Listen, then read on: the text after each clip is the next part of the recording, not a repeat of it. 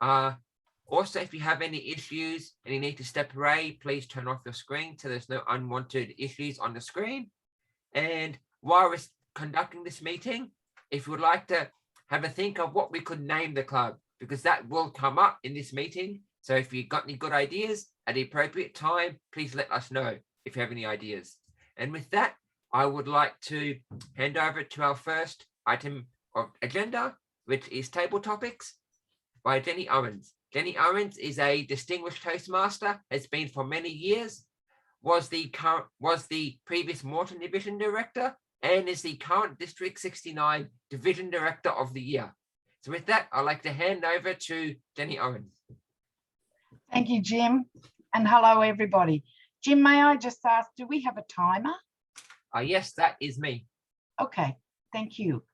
Well, tonight I'm going to do the table topics, which you have a timing of 2 minutes to total to talk. Green light at 1, amber light at 1.5 minutes, and then at 2 minutes is a red light. I'm going to share the screen tonight to ask you, I'm going to just give you a couple of words and a picture, and I want to let me know how good you are at telling a story. So I will just share the screen for the first one, and I'm going to pick Udo. No, thanks. All right. Now, just let me know if you can see that screen. I certainly can. Okay. Your story begins. My story begins. So I want you to tell me a story. Thank you, Madam Topics Master. My story begins at the first curve, which goes to the left. Now, for some of you may know, and Jenny should know actually, because I'm a long-standing member of District 69, I love motorbikes and I love curves. So the first curve goes to the left and then it continues on an imaginary road which goes left and right. And it's like the life story that we all go through as well. Life throws us many curves and many curve balls, and sometimes we're on a straight and narrow and we say, geez, isn't it nice just to be able to coast along? And then all of a sudden something happens and you end up in another curve and you need to adjust on the spot. And we do that on a regular basis. And one of the reasons that we do that so well is, I believe, because we are Toastmasters. Because Toastmasters teaches us how to deal with the curveballs, the curves in the road, the unexpected things that come up.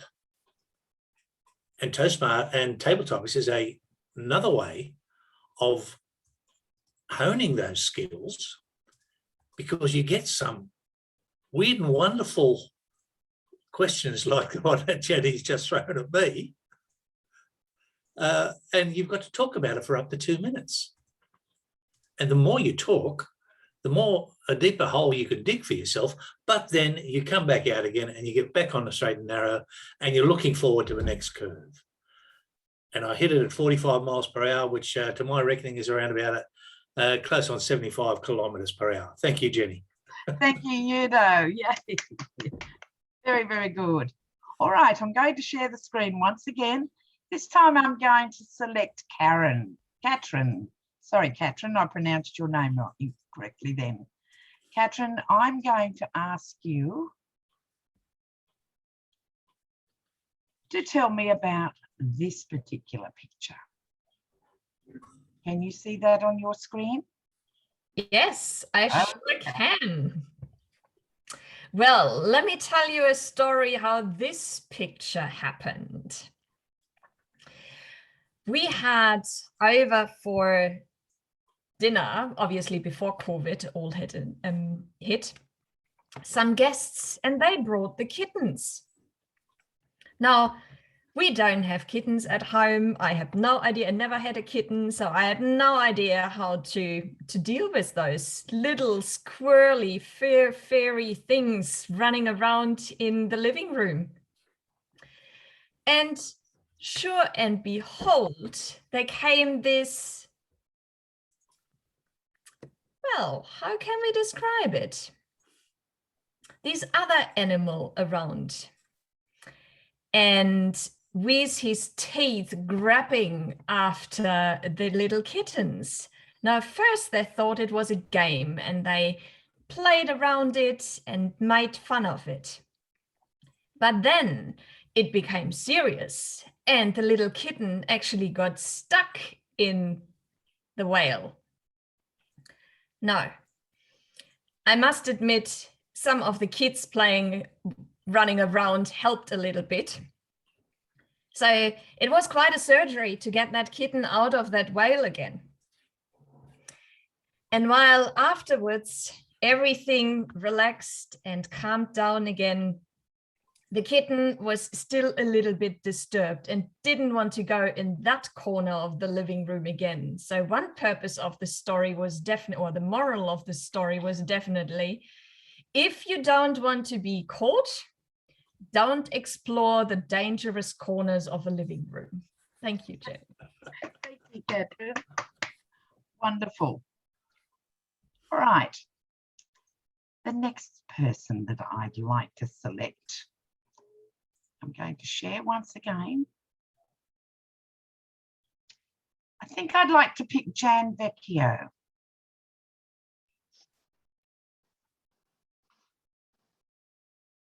Jan. Madam Topics Master. Darling, I was in a hurry on this particular day, and I know I borrowed your beautiful white car, and I know how much you treasure that car with its beautiful crimson interior, and I know that you keep it so delightfully clean, you polish it every day, but I had to get from my place across the river to my friend's place, and I was running a little bit late for the ferry. And I could see the boom gates were going up, but somehow I thought I could make it.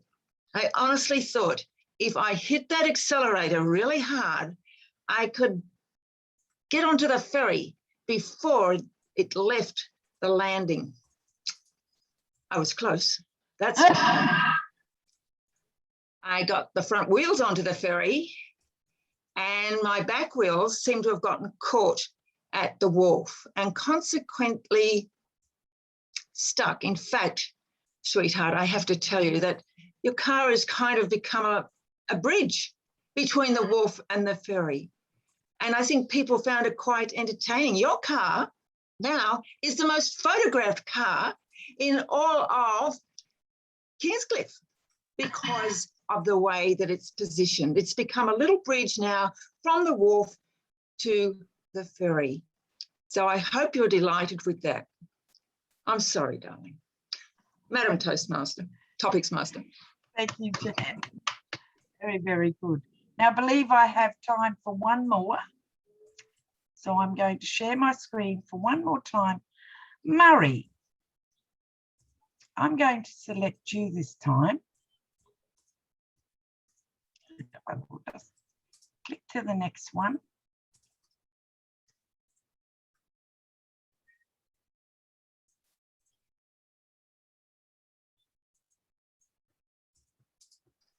All right, can you see the picture, Murray? Murray can't hear me. You're muted, Murray.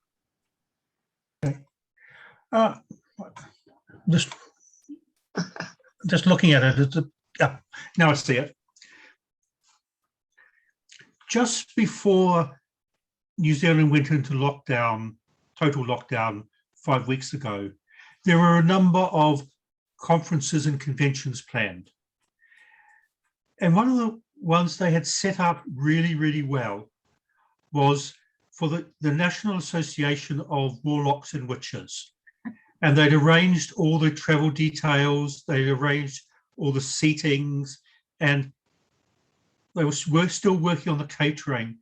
And then our beloved Prime Minister put the country into total lockdown. And in New Zealand, when we're in total lockdown, you're allowed to go to the doctor, you're allowed to go to a pharmacy, at a supermarket and absolutely nothing else. And so unfortunately, we had this thing all set up for the warlocks and riches.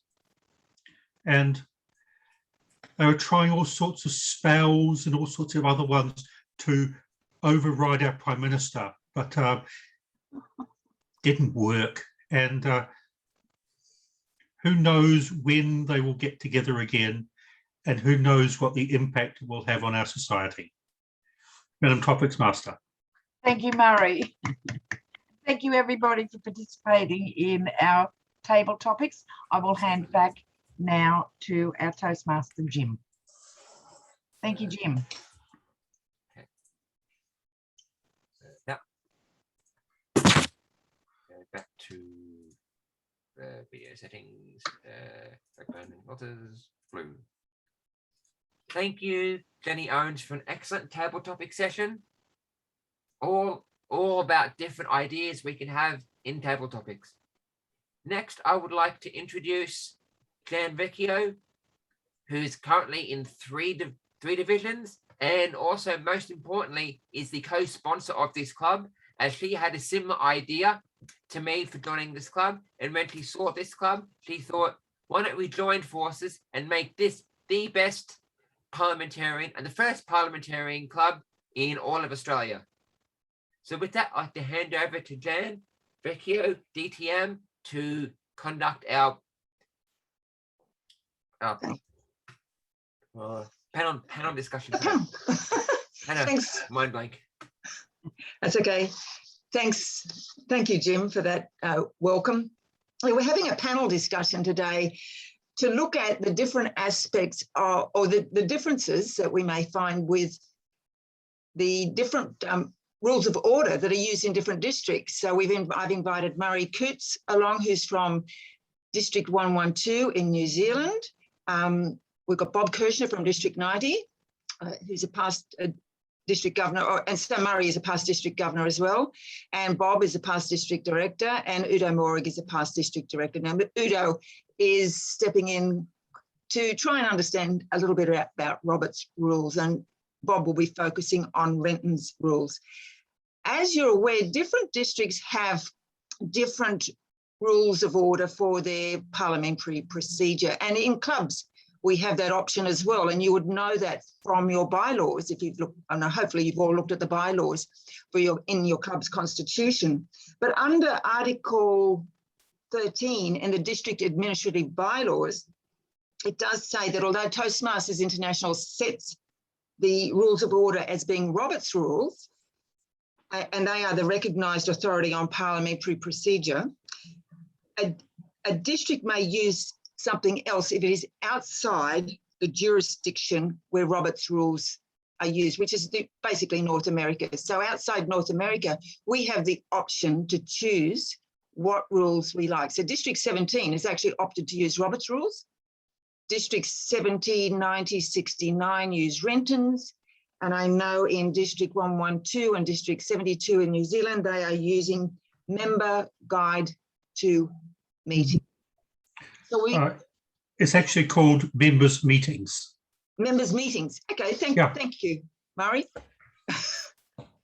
So we'll move along that. So these three people have experience in parliamentary procedure within their districts. I know Udo has limited experience, I guess, with Robert's rules, but he's been doing a little bit of reading on that in the last hour. So I will ask questions of our panelists, and then we can have questions from you, the audience, as well, so that we can understand what differences there are and why perhaps the districts have chosen the particular rules of order that they have. So first we'll start with Murray, and I'll just ask him, I'll ask each of them first for a self-introduction, giving name, background, and their expertise on the subject that we're discussing this evening. So Murray, would you go first? Certainly. Right. My name is Murray Coots. I'm a member of 4 clubs in Auckland, and I'm working on chartering a new advanced club at the same time. I've been interested in parliamentary procedure probably since my early 20s when I was involved in JCs, and it's just kept on from there. expertise, I've probably spent 25 years working in the voluntary sector, mainly coaching and providing services to incorporate societies, trusts, that type of thing, on running their meetings and the general administration of their organisation. That's me. Oh, and I'm the current parliamentarian for the district. Good one. And we all love parliamentarians. Thank you. Bob Kirshner, would you like to go now? Just a self-introduction. Thank you very Thank much, Jan. Yes, I joined Toastmasters quite a long time ago, and I was so nervous that I really didn't get into the whole speaking thing, and I took the meeting procedure like a duck to water. And it was a little bit like when I was working at the Sydney Morning Herald in police rounds. My nighttime reading was the UBD, the local street directory, because I used to direct the reporters on where to go. So I'm a bit of a non-fiction reader, but I just, for the last 40 odd years, I've become a little bit of an expert in our part of the world on Renton's, and Renton's was chosen many years before I became involved in Toastmasters as our preferred authority for parliamentary procedure or meeting procedure. And since I have grown to know Renton's, I can understand why they chose it, because to my mind it is so logical and so easy to follow, particularly from a layman's point of view, and there are more laymen and women in Toastmasters than there are experts. So having only had a very slight exposure to Roberts, which I have personally found to be quite complicated, I find that Renton's would have been the preferred choice for District 70 as it was in those days. Thank you. And you're so right there, Bob, with there being more laymen than there are experts in this area. And we know that when we come to our district council meetings, for sure. And even within our clubs as well, it becomes quite obvious. Udo, would you like to introduce yourself? Thank you. Thank you very much, Jan. My name's Udo Moerig. I'm a member of too many clubs that I wish to remember in District 90 and 69. My background is that I go back a long way. I'm a former public servant in New South Wales Corporate Affairs Commission, which is now the Australian Securities and Investment Commission.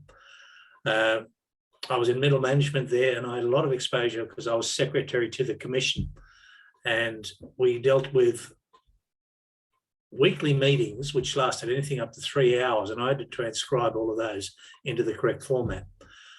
So I got interested in that, in meeting procedures that way, because I had no option.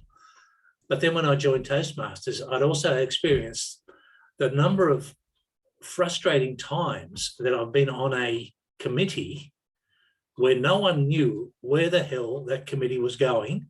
There was no agenda, and you walked out after 2.5 hours and you said to yourself, why did I bother turning up? And that's because of the fact that there was no set structure or anything else. No rules were being followed. My background also is in Renton's. I've known Bob and Jan for quite some time, and I look up to them as far as their expertise is concerned. And as Jan said, I am now fully conversant after 45 minutes of studious reading on Robert's rules.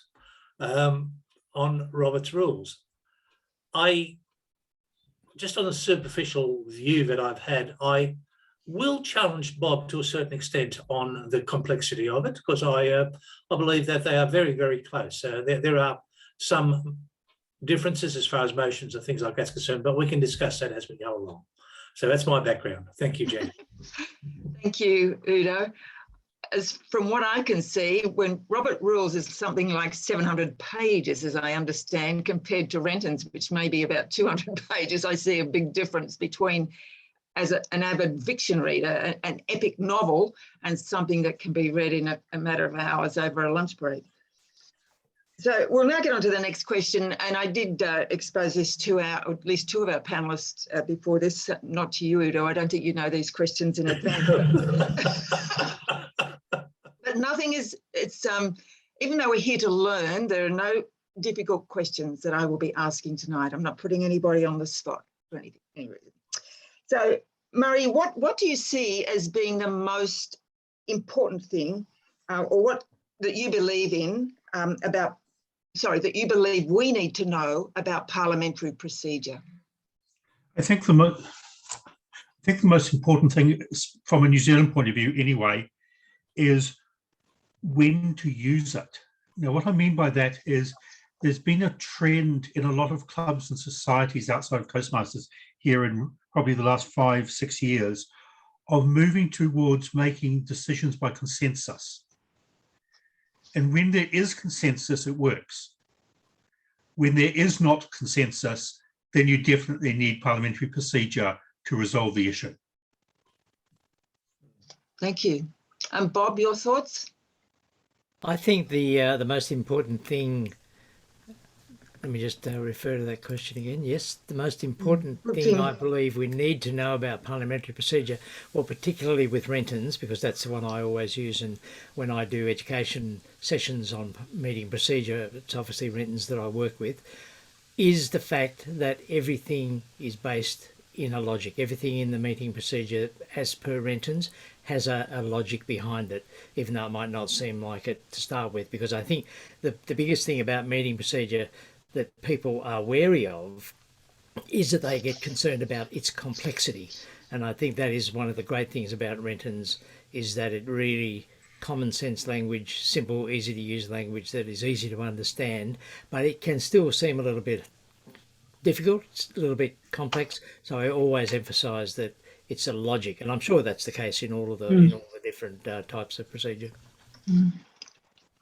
Thank you. And Udo, what do you see as the most important thing that, or that you believe we should know about parliamentary procedure? Parliamentary procedures, and truthfully, I agree with what both Bob and Murray said. It's working towards a consensus, to working towards a common goal as far as the operations of the organisation is concerned. And if you haven't got some structure as far as how to reach that common goal, you've got chaos. Now, we've seen some chaos recently in some of the meetings that I've been in attendance to, and Jan and Bob are smiling, and Jenny's laughing. but yes, I believe the idea of parliamentary procedure is that you keep a track, a focus on where and what the meeting is, what the meeting is about, and the person who's got that challenge to maintain that is the chairman of the meeting. So yeah, it's to focus on the objective of a meeting and get a consensus of the majority, allowing the minority to be heard. Definitely, I think you hit the nail on the head there too, Udo, when you said allowing the minority to be heard. It is about justice and fairness for all at the meeting, and we need to have it structured in a way so that everybody does have their say within a certain time frame, and it's all fair and equal. So Murray, why did your district choose to follow the member, what do you call it, member meeting guide, is it? Member meetings. Wow, it's good. Yeah. Nice and straightforward. And who wrote that? Was that, sorry, was that written in New Zealand? Yes, it was written by Mark van Dadelson, who is a past district governor of District 72. He is also the leading lawyer in New Zealand when it comes to clubs and societies. And we're in the New Zealand Parliament is in the process of updating our Corporate Societies Act. And he was the major person who wrote the submissions, which they're basing it on. So the reasons, and the other interesting thing about Mark is lots of years ago, decades ago, he was asked by Toastmasters International to write a guide to meetings based on the Westminster system, because there were complaints from Australia, New Zealand, UK, that the American stuff didn't work for us. And that's now out of, what he did was published for a while, it was used for a long time. It's now no longer available from TI. The main reason we went, one of the other reasons we went for it is in New Zealand, a copy of Renton's rules costs New Zealand $130 to $140. Members' meetings cost $50 New Zealand, and it's delivered within a week. What we found was clubs thought they were doing rent-ins, but they had no idea what rent-ins was because they didn't have the money to buy it. And then we started suggesting this one, and it's actually very user-friendly.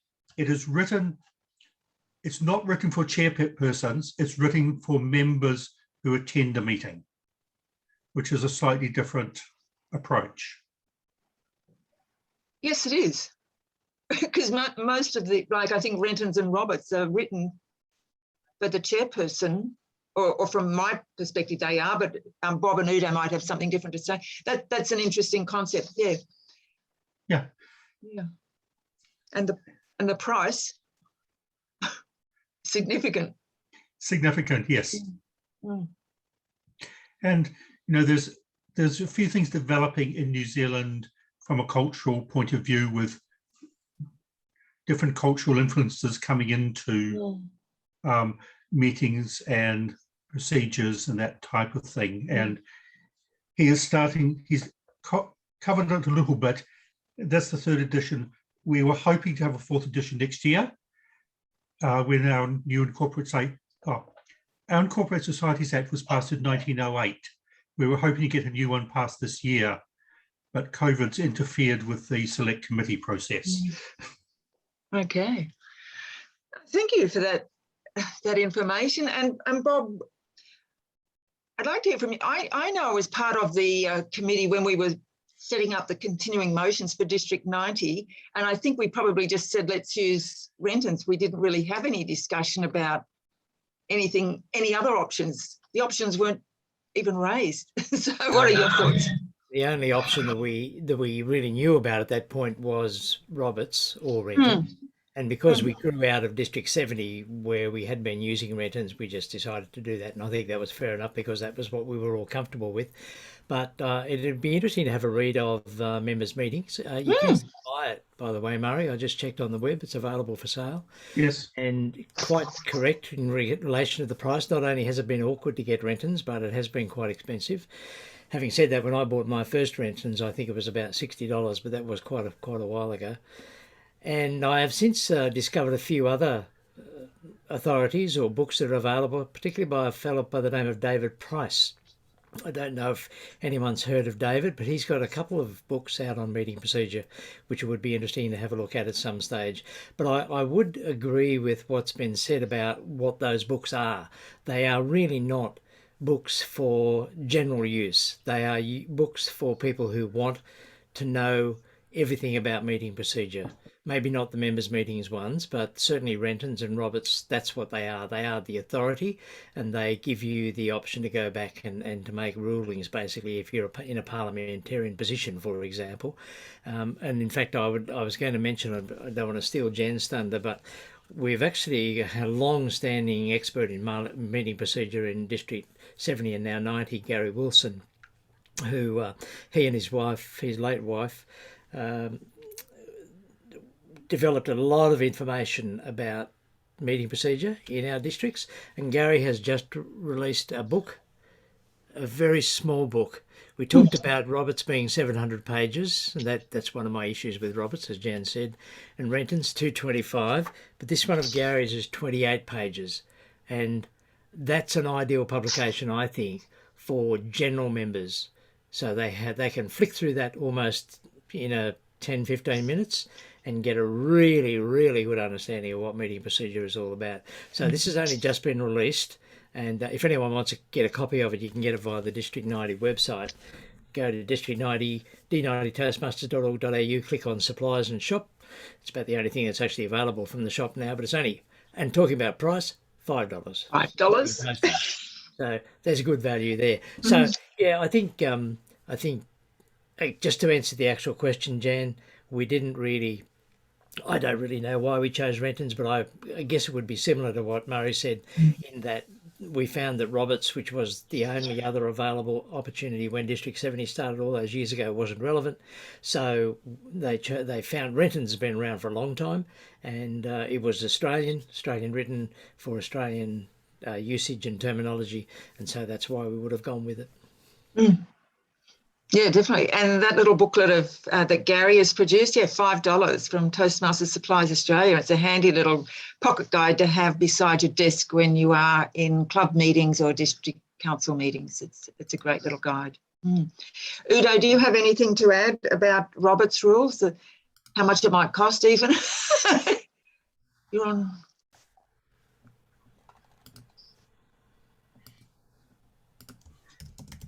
You're on mute still. Sorry about that. I keep That's on forgetting. It's been interesting, actually, just in a short look that I have had. I've got no idea what it costs, but this was actually first written back in 1876.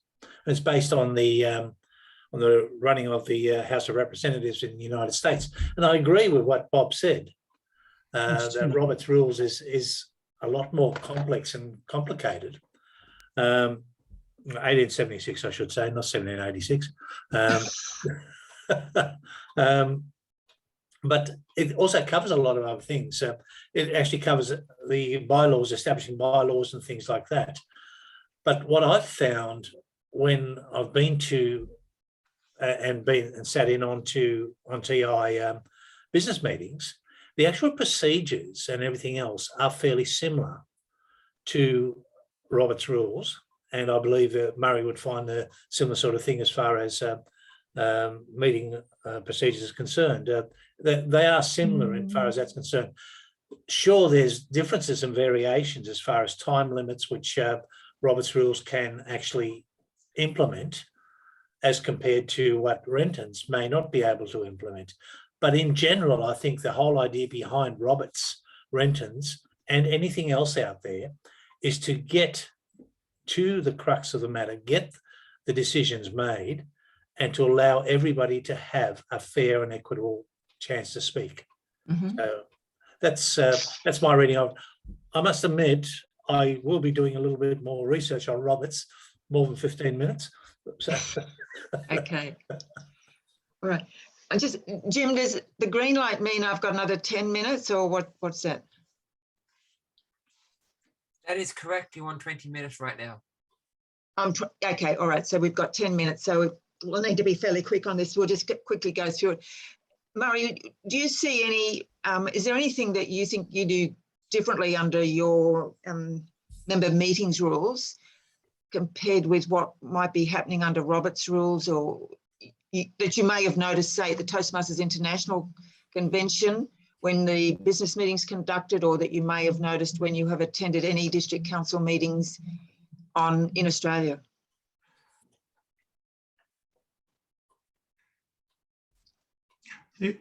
There are some differences from the TI convention. I haven't been to one since Kuala Lumpur, and that was a mess. But apart from that mess up by the Parliamentarian, I just felt there was a lot of extra procedural stuff. What we're trying to do in my district is simplify our meetings as much as we can.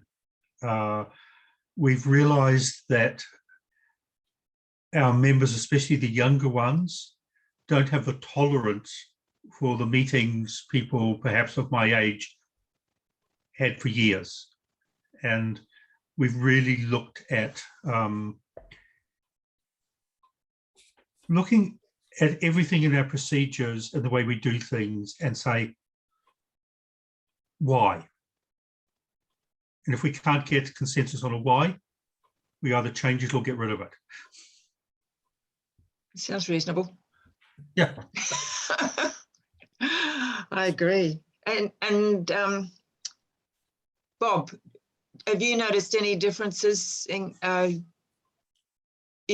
when you might have attended a district council meeting in New Zealand or Toastmasters International Convention, the differences that you see?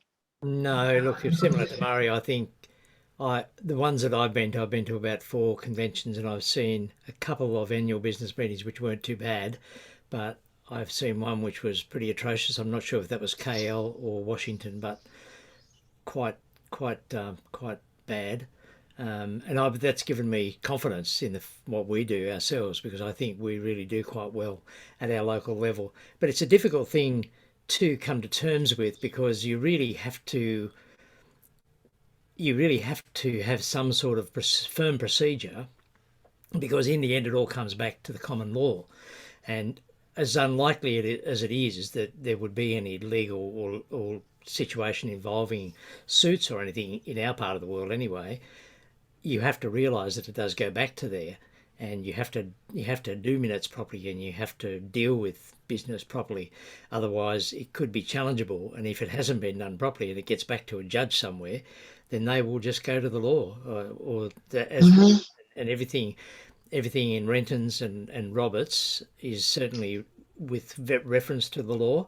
And there are other publications like Joski's, which I hesitate to say would be the same as Roberts. I don't think it is.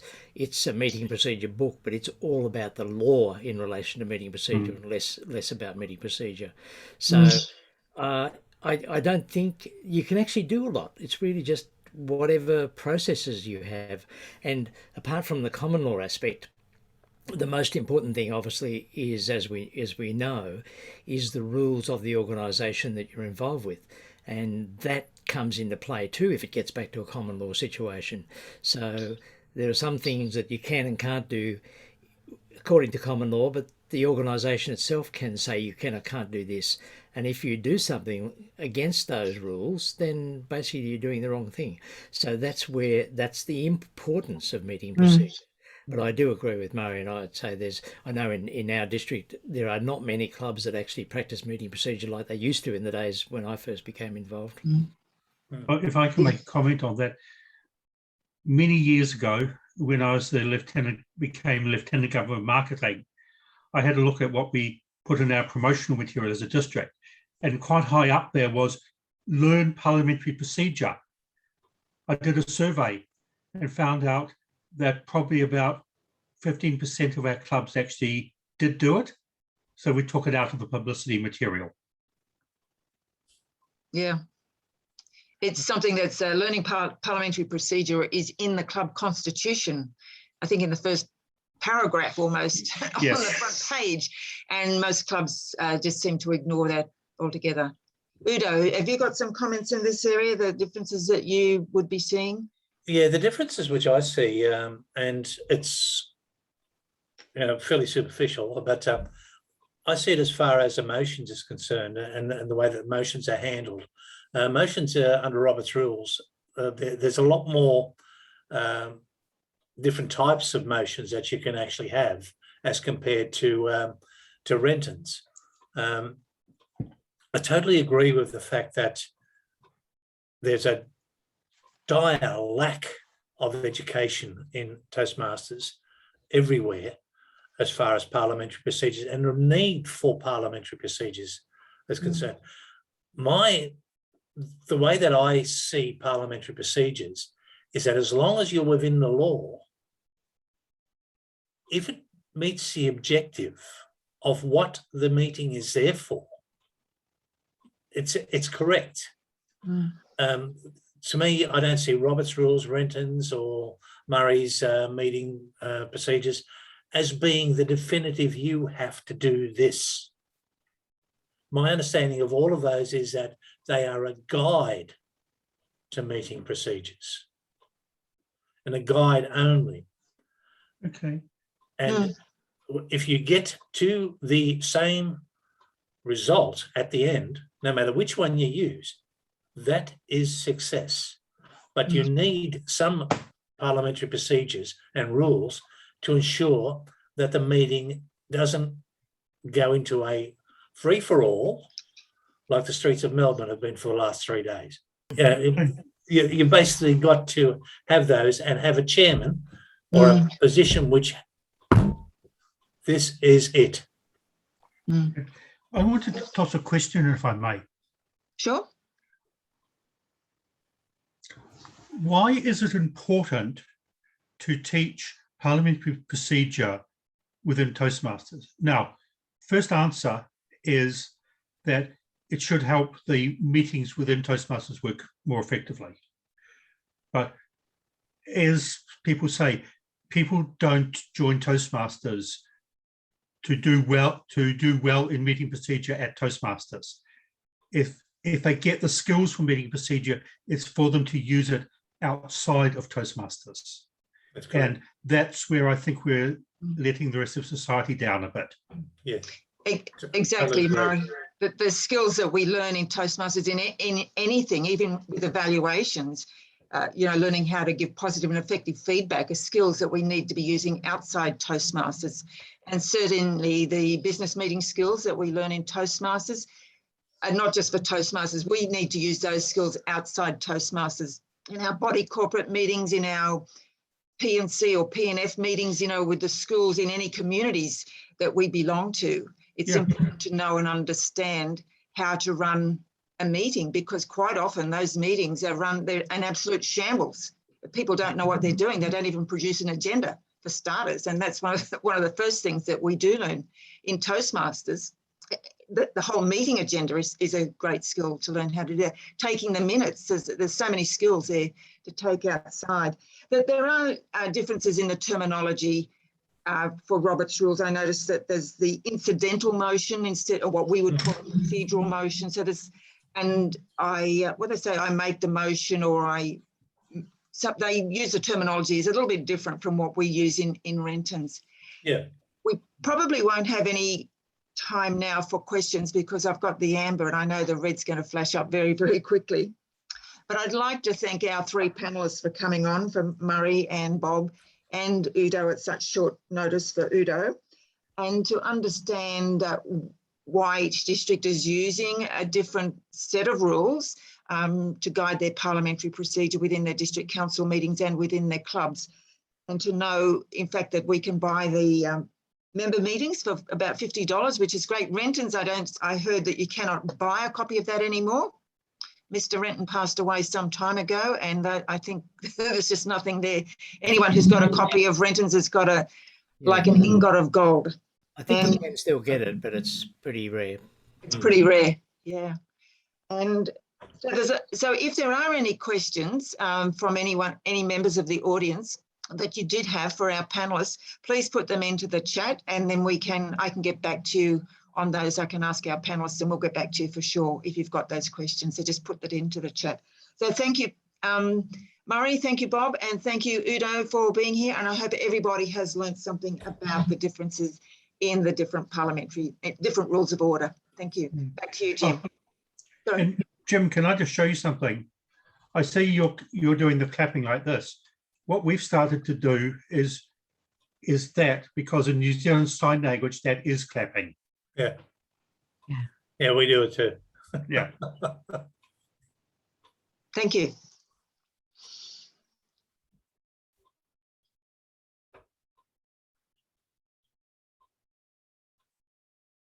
There he is.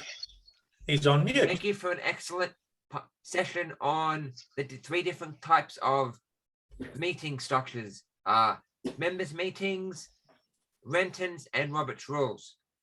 I do have one question I'd like to ask all three of you, and I think it's very relevant going into the future. That is, how do you think our members meetings, Renton's rules, and Robert's rules be updated in the future? How will it stay relevant moving forward into the future, knowing that a lot of our meetings are going to be online now, and there could even be different kinds of meetings in the future? How will they stay relevant? I'll start off with Murray, then I'll go to Bob, and then to Udo. I know Mark Van Dadelson, and I had lunch with him last year, and we've currently got the 3rd edition. He's drafted the 4th, but he's waiting for Parliament to change the Incorporated Societies Act so he can make sure it's applicable. And yeah, it's very much so. Different types of meetings. For example, in 112, we've changed our district procedures to use the slight American approach, that the district director reads the motion, asks if there's any opposition. If there isn't, it's carried. Okay. And if there is, then we go to a vote. And it means we get through meetings a lot faster.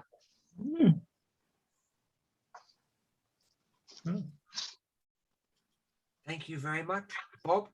Yes, thank you, Jim. We've started doing that at our district meetings as well, rather than go through the whole process of getting seconders and so on for motions. We've dispensed with that because it's an inefficiency which is not needed in a similar way.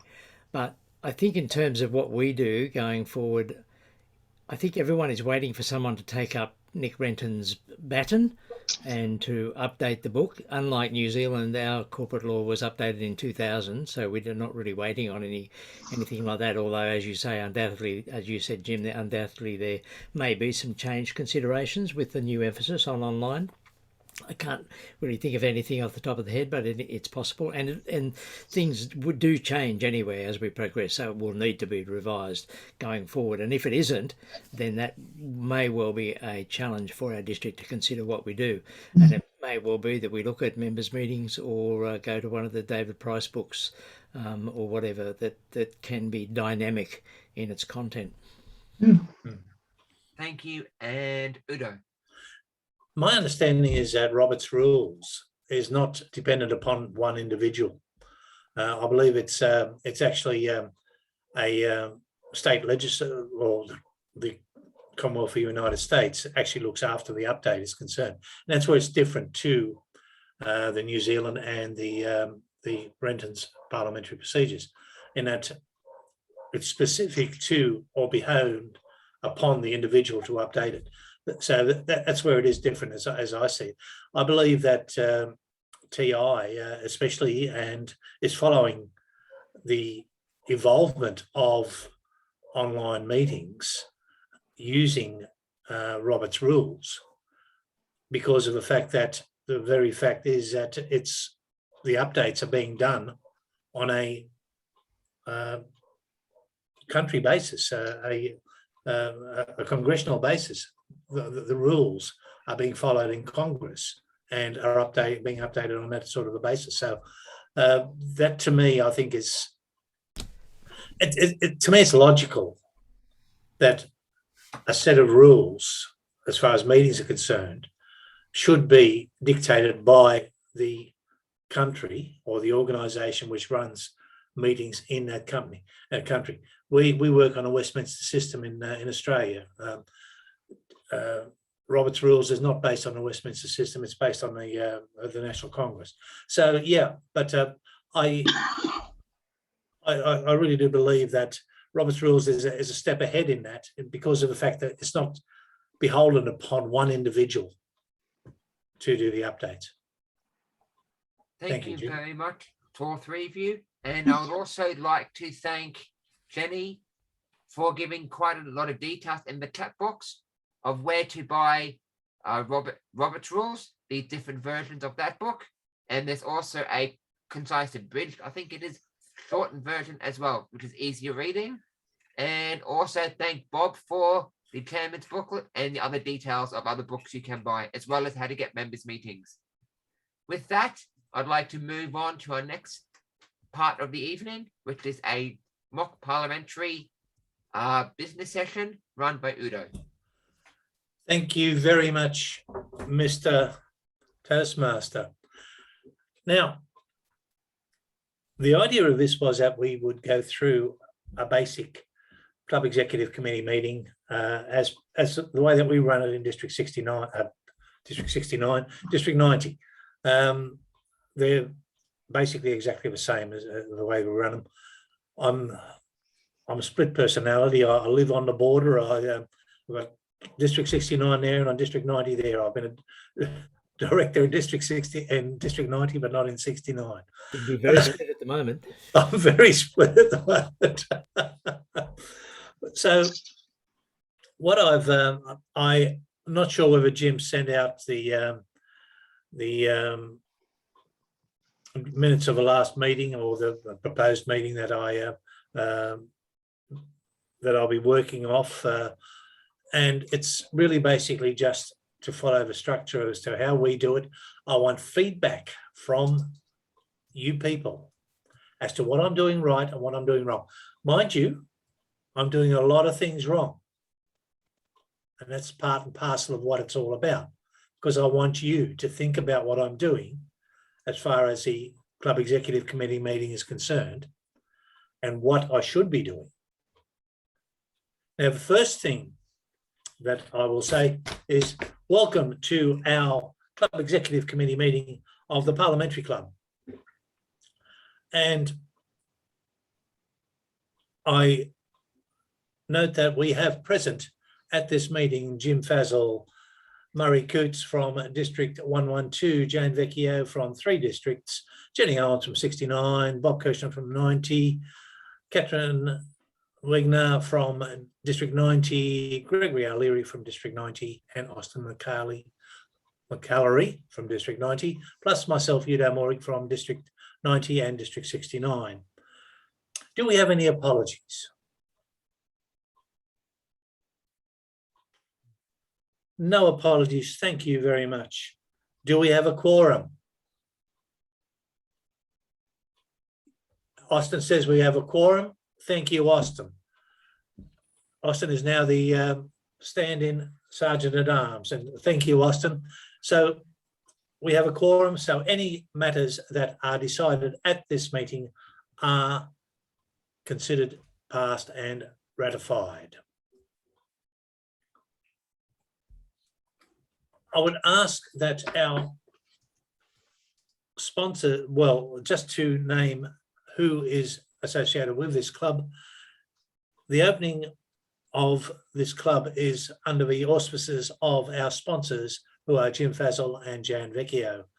The mentors of this club are Con Papametrios, who didn't give his apologies for today, and I will actually smack him on the wrist next time I see him because he didn't. He is a mentor, and I also hope to become a mentor of this club as we progress. And once we have that all established, we go into the minutes of the last meeting. Madam Secretary, have the minutes been circulated? Jan, your secretary. Yes, Mr. President, the minutes were circulated on the 10th of September, and I move that those minutes as circulated be confirmed as read. Could I have a second to that motion, please, that the minutes be considered to be read? I second it. Katrin, thank you. All those in favour, please say aye. Aye. Aye. Are there any alterations to those minutes? There should be heaps of them, but we won't worry about that. This is where we'd normally go into the discussion of the accuracy of the minutes. If there are any inaccuracies, they will be noted, and then we will ask, can I please have a mover of the motion that the minutes as amended be received and adopted? I will move that. Oh, go on. Yeah, okay, Secretary Jan Vecchio. All those in favour, please say aye. Point of order, Mr. Chairman. Yes. I think it would be more efficient if you just said the minutes were confirmed. I bow to the knowledge of our parliamentarian, Bob Kirshner. I move that the minutes be confirmed. And that was seconded by Katrin. And could I please have... don't worry about it, Bob. All those in favour, please say aye. Aye. Aye. Now we come to the reports. No, we don't. Are there any matters arising out of those minutes? No matters arising. We will go on with the correspondence. Madam Secretary, is there any inwards or outward correspondence? There has been no inwards or outwards correspondence in the last month, Mr. President. Thank you very much, Madam Secretary. If there was, and I will quote we'll quote Jan's method of doing the inward correspondence. Jan is very efficient as far as that's concerned. She does she actually numbers each of the incoming and outgoing correspondence in a sequential manner, the same way that a administration manager in a district does as well. So Jan would say, okay, we have incoming correspondence I 1 to 15, outgoing correspondence blah blah blah blah O 1 to 5, and give us a brief précis, if need be, of what that those items of correspondence are. Any matters arising over correspondence? We haven't got any correspondence, so there's no matters arising. Then we'd normally ask, can I have a mover of that the inwards correspondence be received and the outwards correspondence be endorsed? And that is normally the secretary that moves that motion. So then I would call for a seconder, and then I would put it to the vote. Yes or no? Now, this is where it becomes interesting, and this is where the reports come in. The reports of the executive committee. We have 8 members on the executive committee. 8? 7? Yes. 8 on an executive committee, which includes the immediate past president, who is also required in most instances to give a report at an club executive committee meeting. The idea of a report from that member of the executive is to update the other members of the executive and ultimately the membership as a whole, because these executive minutes will go to the complete members of the club, of what has happened or transpired since the last executive meeting. Since the last executive meeting, not anything beforehand. That was covered previously. That should have been covered at the previous executive committee meeting. If, as we asked in general in District 90 and 70 and 69, we asked executive members of a committee to produce a written report and submit that prior to the meeting. The idea of that is that it makes life easier, that everybody can read them beforehand, and it also helps as far as the progression of the meeting is concerned. In District 90, we consider that any report that has been submitted in writing has been received, because it has been received. Yeah, Murray? We just changed it in 112 earlier this year. Preachers say that reports have to be in 2 weeks prior to the meeting. All reports received on time are deemed to be received. Late reports, the writer of the report has to get up and move that it be received. And after 2 people had to do it at the next district exec, the last one, they were all in on time. Yes, I totally agree, and that's why it's run at district level in District 90 and 69 as well.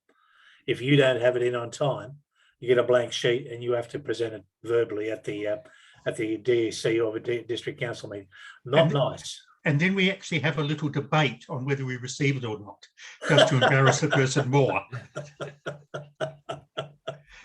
Yeah, it's good, but a little bit more informal at a club executive committee meeting.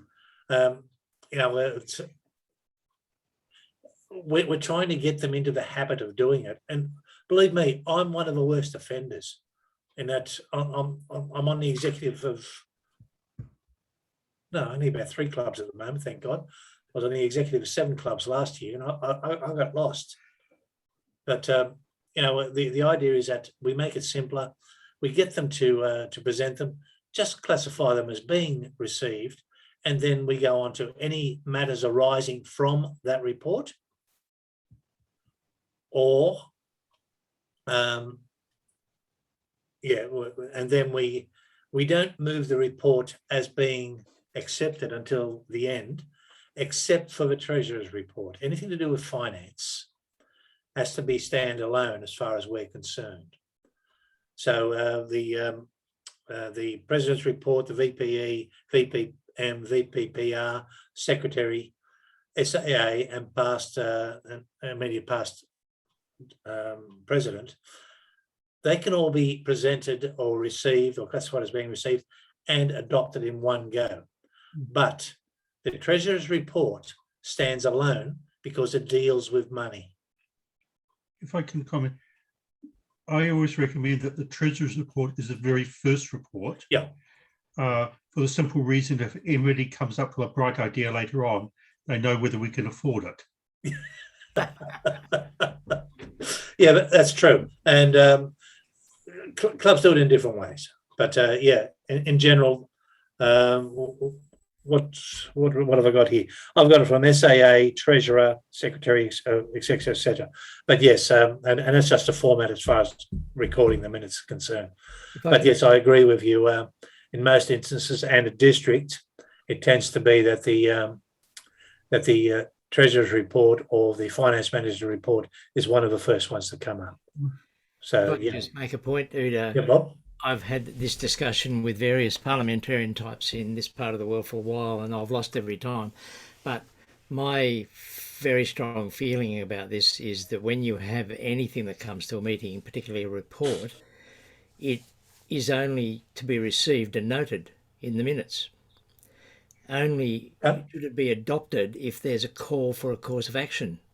If a report says blah, blah, blah, and we should buy a such and such for $40, then it should be put to be adopted, and then it would adopt the action within. And I think what you said about receiving the motion and then having business arising, that's a valid way of doing it as well. But I personally don't see the need to adopt a motion, and I never a report, unless it's got a call for action, because that's not the purpose of a report. A report is a report giving information, and it should purely be received and noted. Anyway, this is something that could take a whole meeting to work through. And hopefully it's something that we can discuss further down the track, because that's the whole idea behind this club, is that sort of thing. But yeah. A wording I often hear when there's a recommendation is that we adopt the report less recommendations and deal with the recommendations separately. Yeah, we have a discussion. I still see. I don't see that you're adopting it. You're not actually adopting the report because there's nothing to adopt. Adopt. If you look at the strict definition of the word adopt, what are you doing? Receiving, yes. Adopting, no. I still have a big query about that. Anyway, I was saying something. Yeah. Okay. This is something that which I think we can discuss further down the track. But this is just a way that we generally tend to do it in a club meeting that, or a club executive committee meeting that I'm a member of. So let's go on with that. So we classify all written reports which have been submitted beforehand as being received. For those who haven't submitted a written report, they are required to give a verbal report if they have one.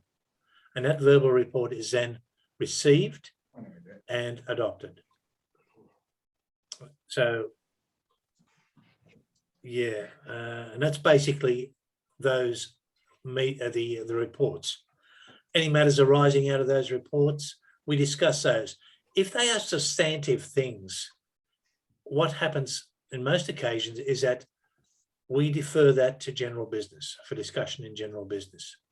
Because the idea of the reports is that you get the reports in, and as Bob said, get the reports in, get them adopted or acknowledged, or whichever terminology you want to use, and get past that aspect of it. So after reports, we go into the general business side of things. General business covers various different things. It can cover motions on notice, or in some instances, motions on notice are a separate item on the agenda. A lot of clubs, they are just, if they, the chairman asks, are there any motions on notice? So if there are, then you go up and you actually you discuss those motions on notice. I've actually put a couple of motions up there, but I'm not going to have time to discuss those. But we will discuss those afterwards, after the meeting is closed, because they relate to the actual operations of this club. General business, to me, covers things which are substantive and need discussion, which can arise out of the various different reports.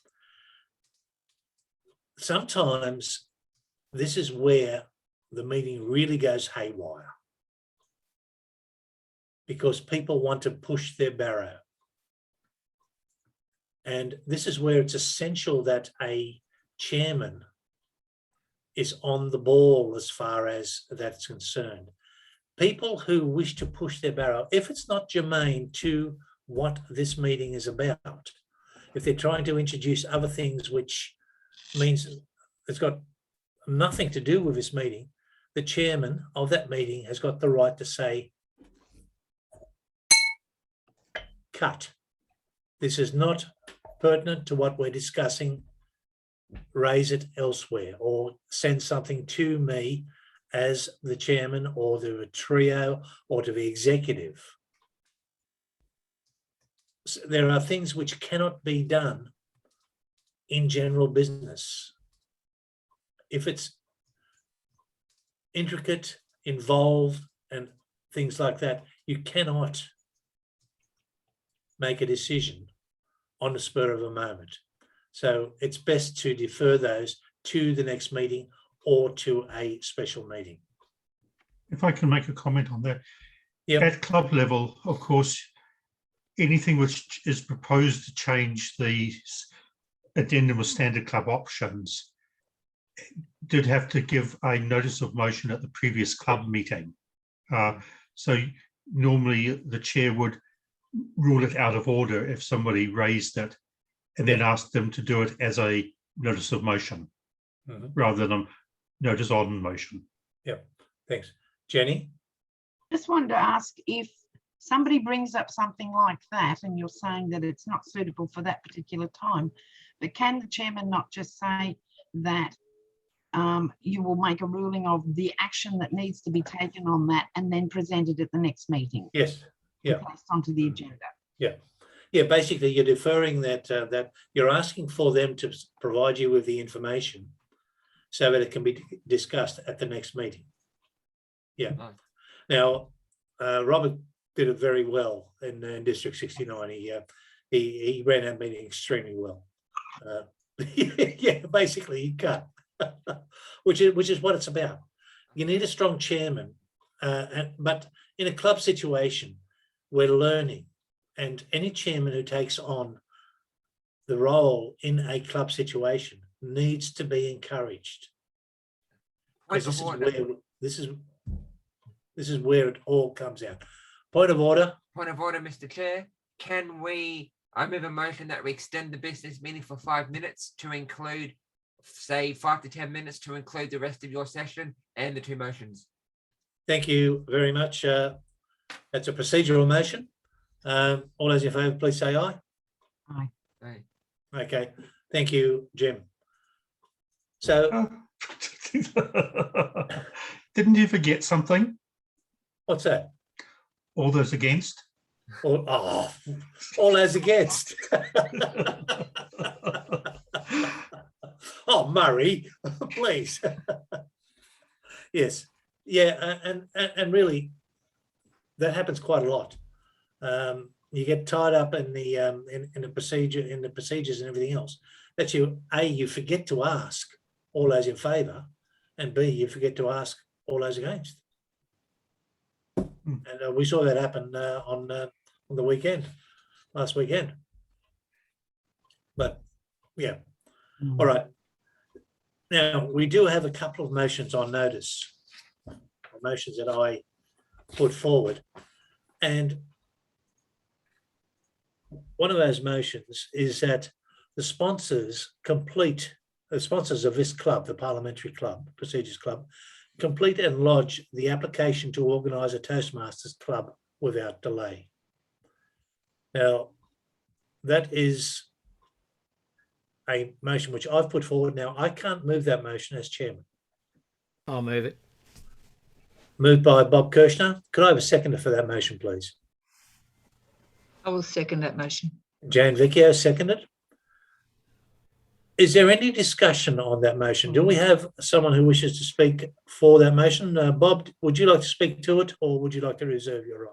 No, I'd like to just say fairly briefly that I think it's a great idea to have a club of this nature in our part of the world, and I think with as we go on, given some of the things we've talked about tonight in terms of the need to talk about various things apart from a general desire to have an opportunity for people to learn about meeting procedure, which is another thing.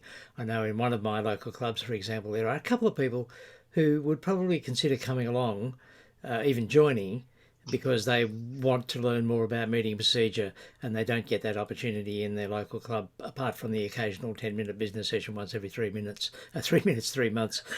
So they're not going to learn much out of that. So I think it would be a reasonable thing to do to send the ATO in, because I don't see there being any doubt that the club will go ahead. Thank you. Anybody against the motion? As Is a there second, any- Seconder's right to speak. Seconder has a right to speak, but yeah, seconder. I would like to speak now as well. I agree. I think we need to get the ATO in as soon as possible and establish ourselves as an official club in formation, because I know there are people who are interested in joining this club and we need to get a name and everything established. So very much for this motion. Okay. Is there any other discussion on this motion? Yes, Mr. Chair. Yes, Jim? On the ATO form, it says you've got the, where am I here? The coordinator or president's name. Are you okay for me to have my name on there as the coordinator's name? You are the major sponsor, Jim, and I will definitely suggest that you be the president of this club. But I think that the first thing that we've got to determine is whether we go ahead with this, and that's the crux of this motion. I think those items can be discussed after this meeting is concluded. Can I just comment? The application to organise just really has who the primary contact is for it. It doesn't actually imply that that person will be president, because those elections come later in the process. Yeah. The only thing it asks for, apart from that, is the sponsor and mentors, which we already have organised. Great. Money. The money's organised. Don't worry about it, Jenny. Tell me the money. And we There's- can discuss There's two people who Got a are name for you. Viper, Virtual Parliamentarians, VIPA. Madam, Sorry. point of order. This is not part of the motion that's currently being put. I move that the motion now be put. Can I please have a show of hands for all those in favour of this motion? That we lodge the ATO as soon Hang on, as. we've got a No. procedural motion here. Sorry, I'm lost. We are Doing as directed. moving that the motion be put. We have to agree that the discussion. Oh, yes. Oh, sorry. Yes. Could I have? Could I put that the motion be put? Can I? All right. You don't Now need a I'm second, sorry. right? Is it? Can I move the motion? So we're just trying to get it. The motion has been moved. All those in favour, please say aye. Aye. Yes. Aye. Those against, say nay. Gotcha, Murray. Motion passed. So the motion is now put that this club lodge an ATO without delay or ASAP. All those in favour, please say aye. Aye. Aye. Those against, please say nay. The ayes have it. Thank you very much. I have a question. Yes. Have you sorted out your club sponsors? Not the sponsors of this club, but the club sponsors. What I mean by that is you can have up to 2 other clubs who are listed as the club sponsors. They get a ribbon from TI. And what we do is the club sponsors between them pay the 125 US Yeah, or make some other donation to the club.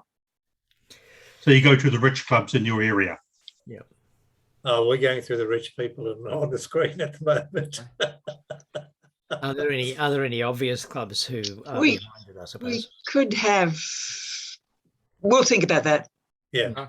Can we discuss it after the meeting? If Yes, we can. we'll discuss it after. Yep. Sponsor clubs. Now, as far as the second motion is as to the name of that this meeting selects a suitable name for this club. There have been a number of names put forward, including such things as motion on notice, I second that, procedures, clarification, the complete list which has been forwarded. Did you send that out, Jim? I did. I'll hear very quickly the name. But anyway, it's open for discussion. Jenny, you had, What was the one? okay, can I, It's first shared off, for download. all right, first off, can I move that the motion, that someone move a motion that a name be selected for this club? I second that. Or I'll move it. Move it by Bob Kirshner, seconder, please.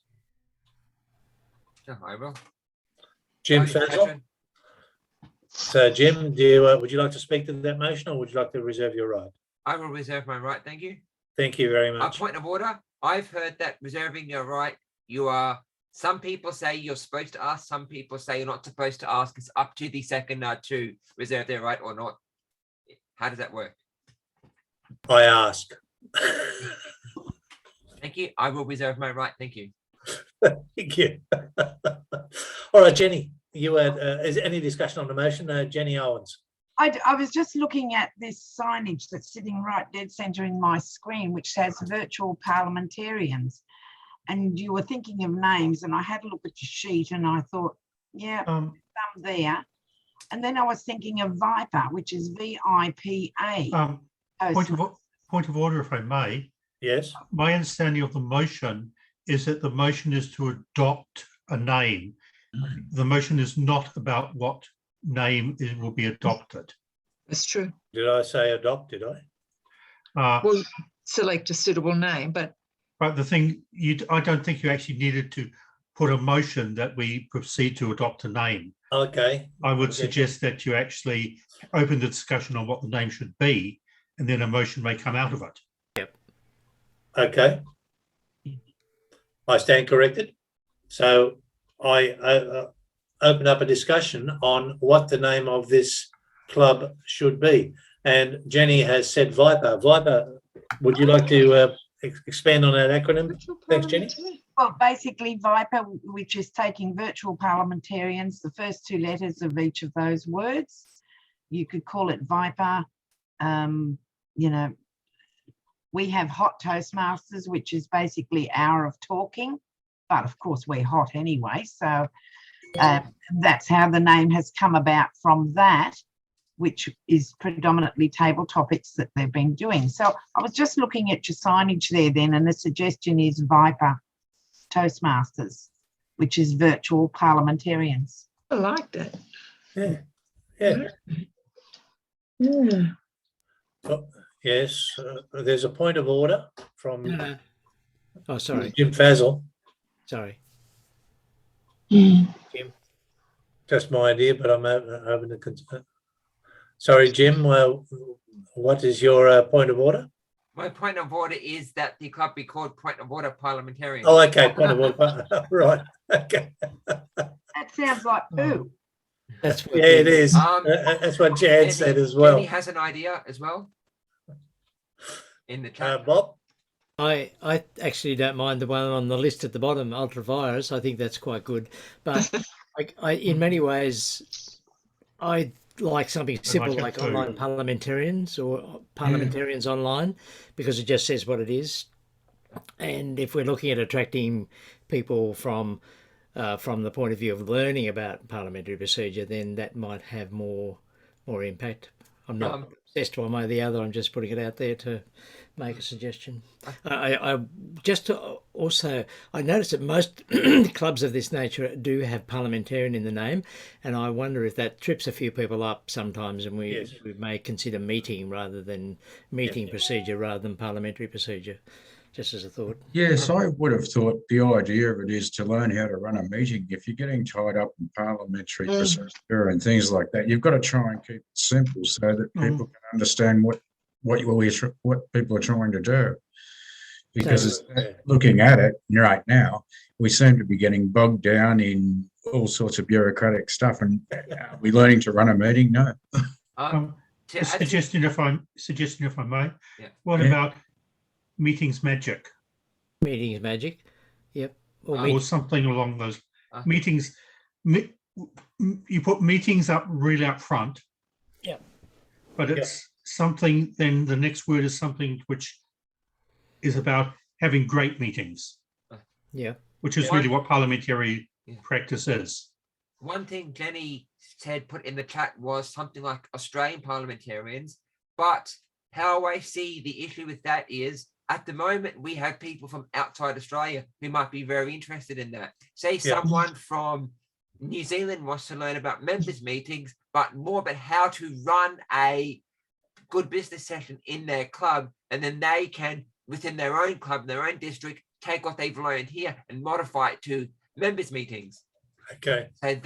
So I agree with you, but also her second point, if you want to read that in the chat, is actually very good. If you want to have a quick look at that about the target persona.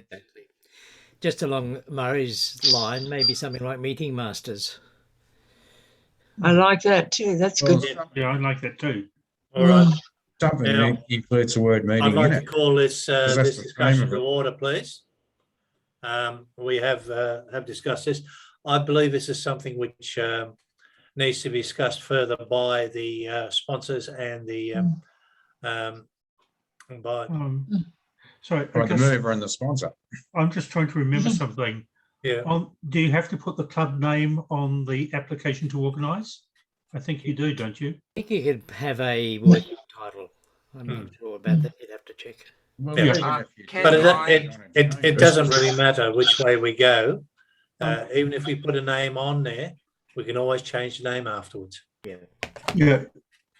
It's where I'm coming from is for people who regularly visit the dashboard and they look at prospective clubs, they might, especially experienced members, they might see something and, oh, yeah, I want to check that one out. Yep. Yep. Okay. All right. So I propose that we defer this decision until after the sponsors and mentors have had a discussion after.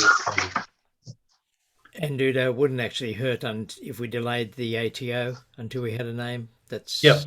The sooner we do it, the better. But the motion didn't have a time frame on when we were. Yes. No. All right. So I actually withdraw that motion. With the leave of the meeting, actually. All right. Is there any other general business? Thank you very much. There being no other general business, I declare this meeting closed at 8:05 p.m. And it's been great, a great discussion. So thank you all. Thank you, Mr. Toastmaster.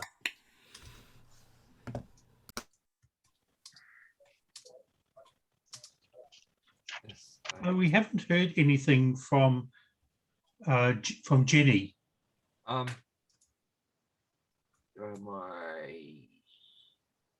Jenny Lou. Yeah. Yeah. Agenda. Yes, it is. Thank you. Yeah. Thank you, everyone, for a great parliamentarian session. And we will have a bit of a discussion after the meeting on a few things that came up within that business session. And I think it's great to have a business session. Some clubs do it every meeting, but the problem is clubs just don't do business sessions. And that's what we need to.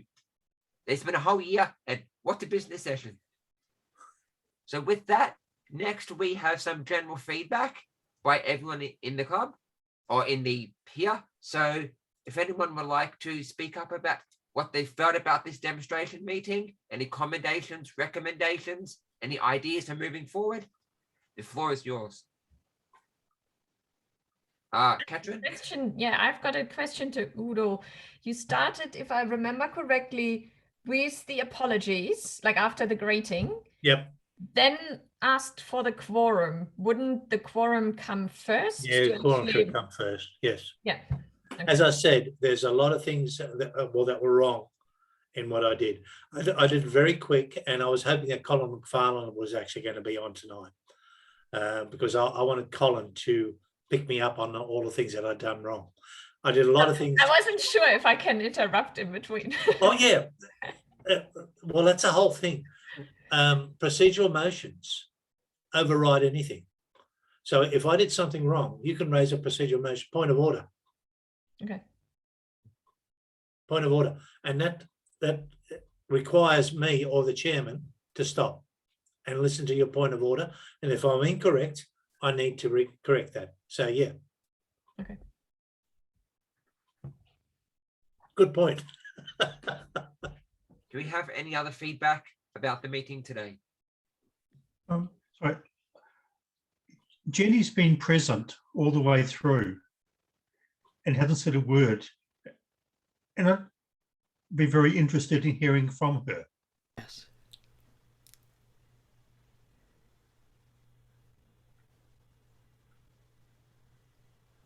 Is that a cue for me or? Yeah, that's a cue for you, Jenny.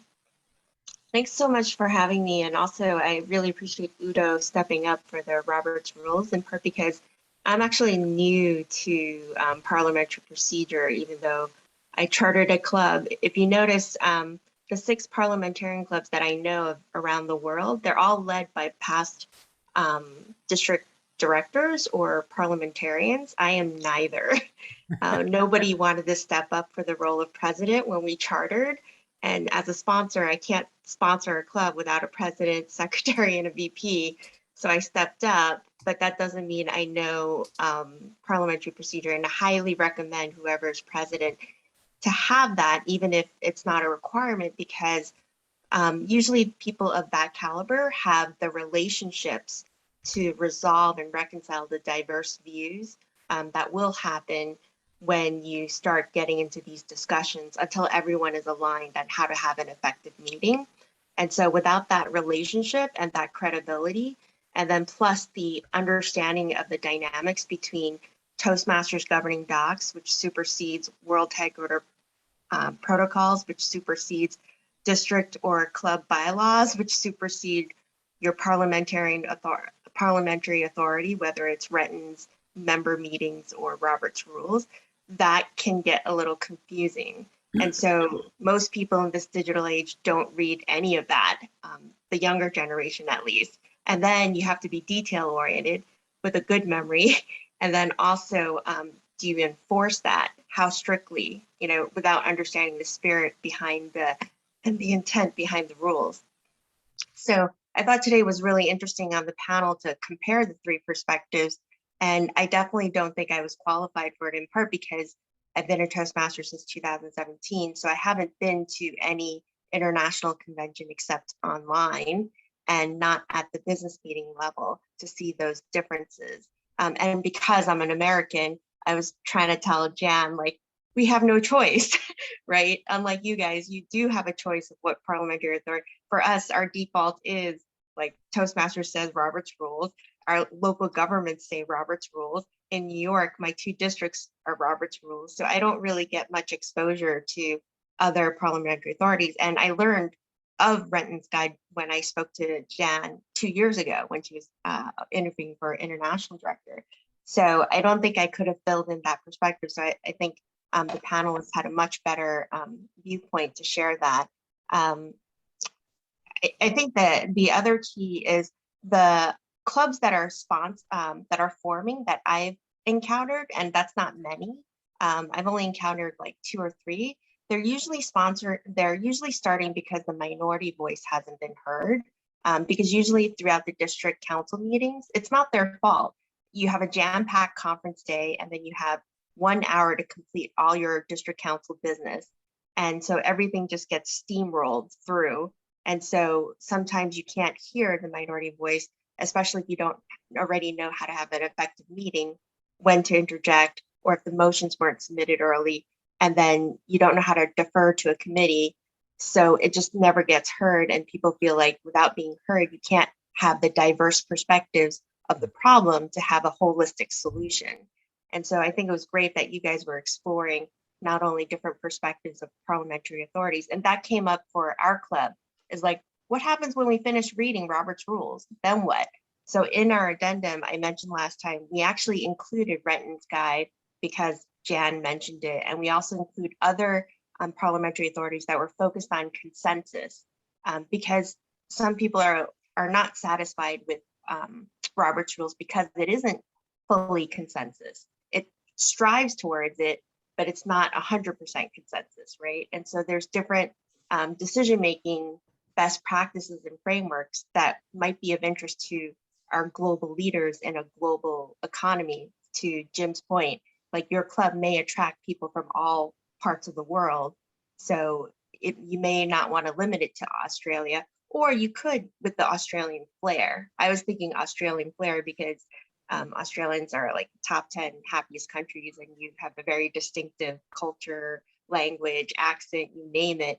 So that's, you know, an attracting feature for you guys. Like Amazon has nothing to do with you guys, but one of their Toastmasters clubs is awesome Toastmasters club because AWS server, right? So it's a play on their name and words. So I thought Aussie Aloha Parliamentarians had something like that, but Parliamentarians is a mouthful, but I've probably said too much, but that was, and one last thing is we also for reports don't adopt the motion because it's just informational.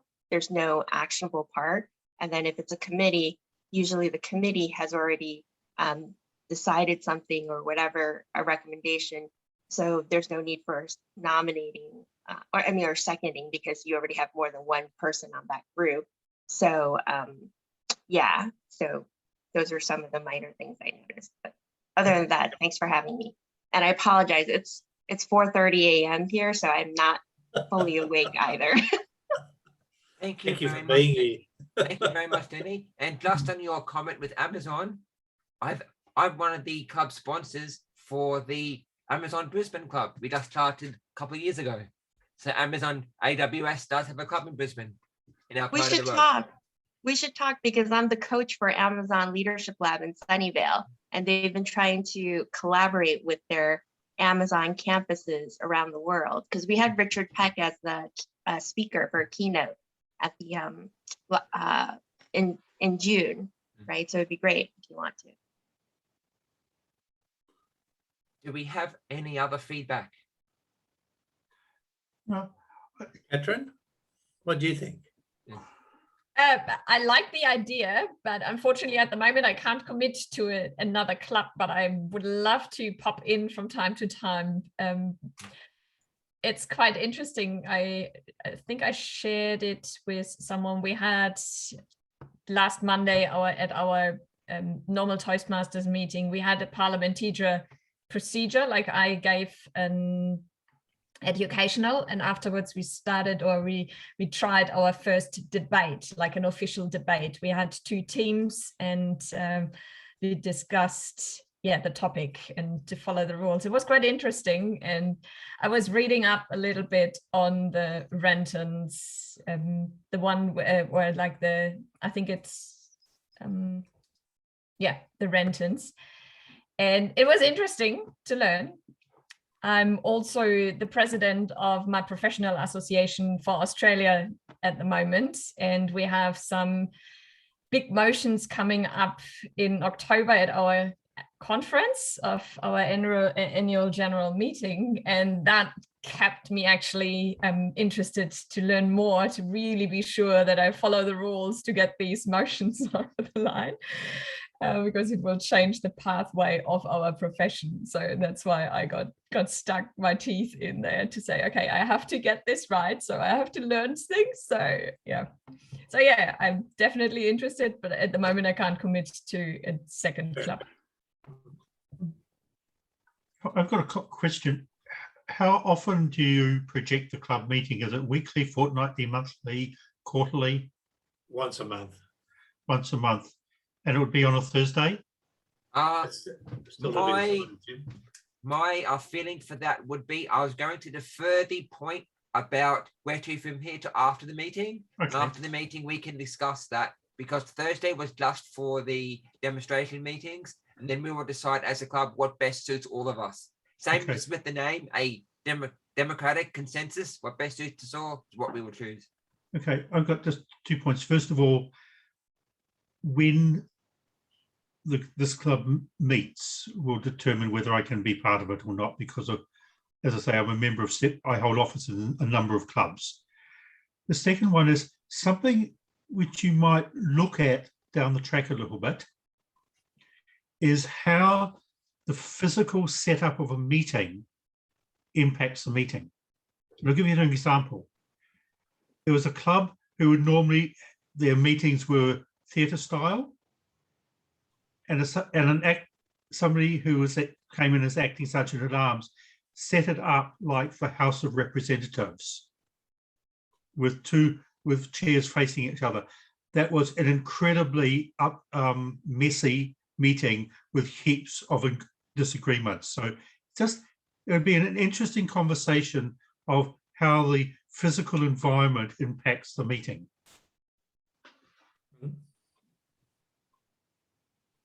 Mhm. So with that, I would like to very quickly move on to the times for the meeting. Our table topic session overall was 9 minutes and 15 seconds. Udo spoke for 2 minutes and 2. Catherine for 1 minute 52. Jan for 1 minute 49. Murray for 1 minute 27. The parliamentary panel discussion went for 30 minutes and 35 seconds. Well done. Our question afterwards went for 3 minutes. And then our business session went for 26 minutes and 12 seconds, because we had the extension of time, which made it well within the time frame we had. And then the general feedback went for 12 minutes and 12 seconds. And with that, I would like to close the meeting and say thank you everyone for coming. And after the meeting, we'll be discussing where to from here, and club names, and any action items involved with that. Mhm. Well, And thank I you. will be stopping the recording right now.